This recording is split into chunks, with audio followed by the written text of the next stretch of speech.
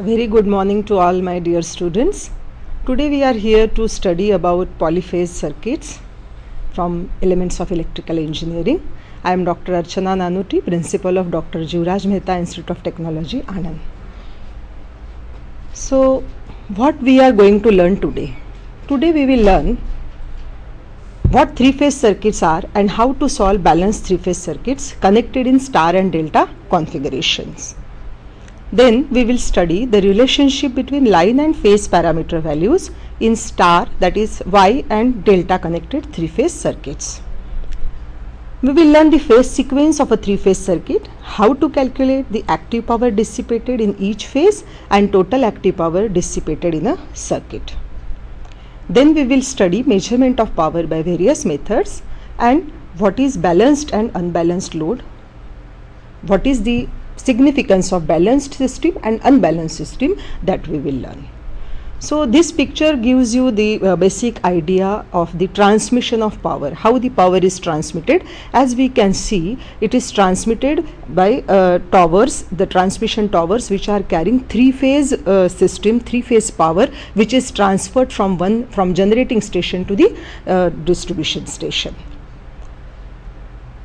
Now the contents to study the three-phase power system, the three-phase circuits, polyphase circuits, the contents are divided like introduction, then generation of polyphase voltages, then three-phase system, phase sequence, interconnection of three phases, then we will study voltage, current and power in three-phase, then relationship in balanced three-phase circuits, then some examples on three-phase circuits, we will learn about unbalanced loads, then power measurement, then some examples on power measurement by various methods, then tutorial questions. So let us start with introduction. A polyphase system is basically an AC system composed of a certain number of single phase AC systems having the same frequency and operating in sequence. So sequence plays very important role. Each phase of a polyphase system is displaced from the next by a certain angular interval.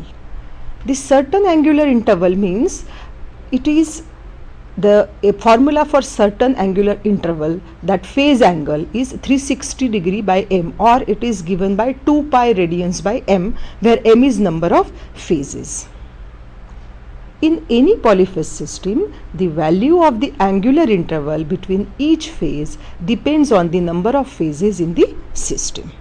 Just like in our case, if m is equal to 3, that is number of phases are 3, then the phase angle will be 360 by 3, that is 120 degrees. So in a balanced three-phase circuit, we have three phase voltages displaced from each other by 120 degree electrical.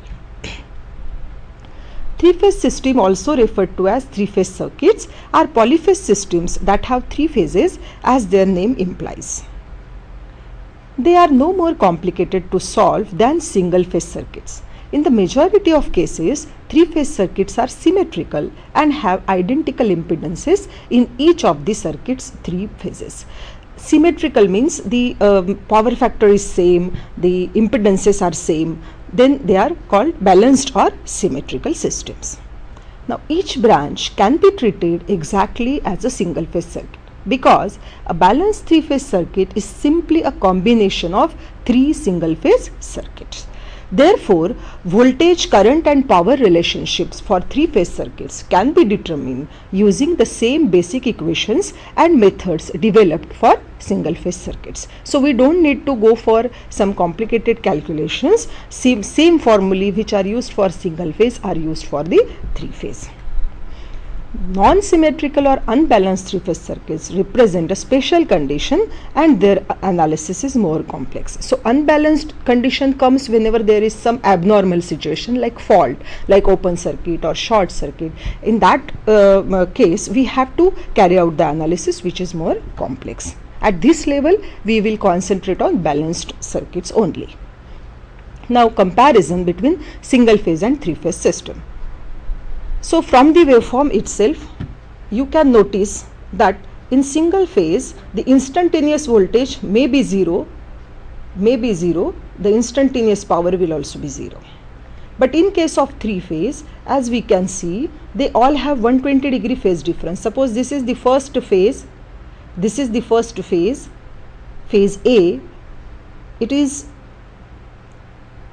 attaining its peak value first, then the second waveform is attaining its peak value, that is EB suppose, and the third waveform is attaining its peak value. So the instantaneous power will never be 0. Now about the difference between the three phase and single phase. Cost wise, three phase is cheaper.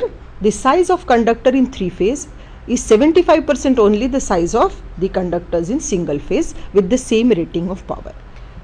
So in single phase, for a given amount of power transmitted through a system, the single phase requires conductors with bigger cross sectional area, means three phase is cheaper as compared to single phase. Three phase system requires conductors with a smaller cross sectional area, and this means a saving of conductor, that is copper or aluminum, and thus original installation costs are less.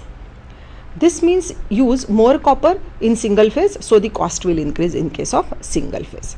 Now about the power range and size. Power range, for power range available, the three phase systems, the three phase equipments are available in ranges of sizes 1 horsepower to many thousands of horsepower, and they usually have only one moving part, while in case of single phase, motor power is limited, and generally the size of three phase is small, while in case of single phase the size is bigger. About the power, now as we have seen from the single phase waveform and the three phase waveform, there is never a time when all the voltages go to 0 in case of three phase. The power stays constant through the whole cycle. This gives the vibration free drive. While voltage drops to 0 every half cycle in case of single phase, therefore the amount of power is not constant over time, and this will cause a vibration in a large motor applications. Maintenance. Three phase motors are very robust, relatively cheap, provide steadier output, and require little maintenance compared to the single phase. Single phase are expensive because unsteady output we need high maintenance. The another added advantage of three phase motors is three phase motors can have a high starting torque and the rotating magnetic field is very smooth. These single phase motors do not have good starting torque and they have a complex starting switch in some cases. Now with this background of three phase and single phase, the comparison, let us study how the three phase is generated. Let us first consider the generation of a single phase supply, as you have already studied. Alternating voltage is provided by an AC generator, more commonly called an alternator. We know that when a coil of wire wound onto a rectangular former is rotated in a magnetic field, an alternating or sinusoidal voltage is induced into the coil. This we have studied in single phase. So you should also be aware that for electromagnetic induction to take place, it is the relative movement between conductor and magnetic flux that matters. Thus, it matters not whether the field is static and the conductor moves or vice versa. It may be moving conductor, stationary field, it may be moving field and stationary conductor. So according to Faraday's law of electromagnetic induction, whenever a coil is rotated in magnetic field, there is an EMF induced in the coil. This induced EMF is sinusoidal in nature. So on the basis of Faraday's law of electromagnetic induction, the three phase is generated. So in case of three phase, we consider three coils A, B and C displaced by 120 degrees as explained earlier by the formula of 2 pi by m, that is 360 degrees by m. M is equal to 3 in our case. So it is consider three coils A, B and C displaced by 120 degree electrical from each other and on same axis as shown in the figure in next slide. The coils are rotating in a uniform magnetic field produced by north and south poles in counterclockwise direction. So these are the three coils. Coil A is having this position which is parallel to the flux lines from north to south parallel to the flux lines. Then this is coil B, 120 degree electrically apart. This is coil C, again 120 degree electrically apart. So these are three coils rotating in a uniform magnetic field. Now in this position of coil A, what will happen? All the flux lines are parallel to the coil A, means flux linkages is minimum or zero. So the we know that the flux lines are parallel to the coil, that is flux linking with the coil is zero, but EMF induced in it will be maximum for this particular position. We can again see the same slide. In this position of coil A, maximum lines of flux are parallel to coil A. So flux linking with the coil is zero, that's why EMF induced will be maximum. Similarly, when coil A moves through 90 degrees in counterclockwise direction, flux linking is maximum but EMF induced is zero. The same follows for coil B and coil C. So here I have shown instead of coil A, R phase is shown, that R phase is having 90 degrees position with the flux lines. So flux linking is maximum but EMF induced will be zero in this case, and same follows for the Y and B phases. So from this the EMF generated equation can be written. For R phase, ER is EM is the maximum value of the or peak value of the EMF generated, EM into sine of theta, where theta is the reference angle. It may be normally it is 0. So ER may be equal to EM. Then EY is EM sine of theta minus 120 degrees, because it is lagging R phase by 120 degrees, and EB is EM sine of theta minus 240. It is again lagging by 120 degree. So these are the basic EMF generated equations for three phase. Now this is a three phase voltage waveform. Now as we can see, the coil A EMF generated in coil A is attaining its peak value first. Then coil B is attaining its peak value, which is 120 degree lagging to A, and again this is minus 240 or plus 120. So C coil is attaining its peak value after that. So direction of phasor rotation is again shown. It is anti-clockwise, as you can see, VA, VB and VC, and 120 degree electrically apart. Now phase sequence. The phase sequence of the voltage waveform of a three-phase AC power source indicates the order in which they follow each other and attain the maximal voltage value. The order in which they follow each other and attain the maximum voltage value. Just like here, I have told that EA, coil A is attaining its maximum value first, then coil B is attaining its maximum value, and coil C is attaining its maximum value at last. So the phase sequence in this case is ABC. The order in which three coil EMFs or current attain their peak values is called the phase sequence. It is customary to denote the three phases by three colors, that is red R, yellow Y and blue B. So we all are familiar with RYB. So R stands for red color, Y stands for yellow and B stands for blue.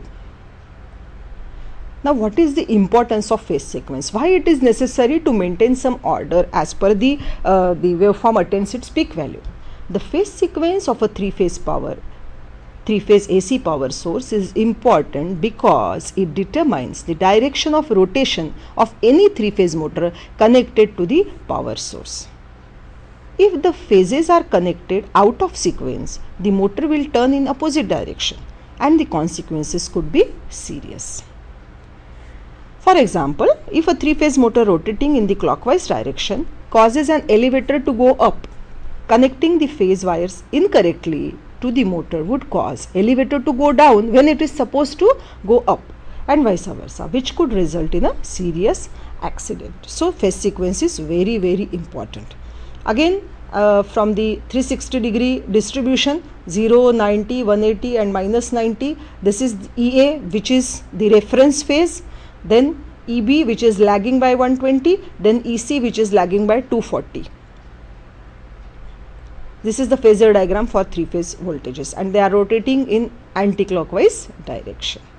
Now, how to do the connections of the three phases?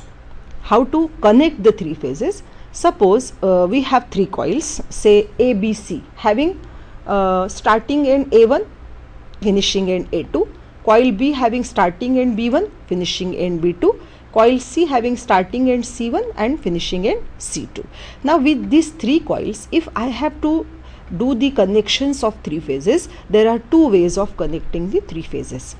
Either I can connect all the similar terminals together, which will give me star connection, or I can do the connections like dissimilar ends joined together, that will give me the delta connection. Like if I connect A1 B1 C1 together or A2 B2 C2 together, it will give me star connection. And if I do A1 to B2, B1 to C2 and C1 to A2, that will give me delta connection. How? Let us see. The windings of a three-phase AC power source can be connected in either a Y configuration or a delta. Why the name is Y? Because the shape after connecting, the shape look like Y, and after connection in delta configuration, it the configuration names are derived from the appearance of the circuit drawings representing the configurations. That is the letter Y for the Y configuration and Greek letter delta for the delta configuration. Now the connections. In star, as I have told earlier, here similar ends, that is A2, B2, C2 are joined together. They are giving me one neutral. This gives me star connection. And in delta, I am joining dissimilar ends together. That is A1 is joined to B2, B1 is joined to C2 and C1 is joined to A2. So dissimilar ends joined together gives me delta connection. So how it look like? This look like Y shape and this is delta shape. We can see A1 A2, B1 B2, C1 C2, A2 B2 C2 are shorted. They are giving me neutral. A1 is the R phase or first coil, reference angle is 0, then this is lagging by 120, this is also lagging by 240. Then similarly in delta, A1 A2, A2 B1 is connected, B2 C1 is connected and C2 A1 is connected, and again they are lagging each other by 120 degree. Now this is a star connection again shown. What do we observe here? Here the voltage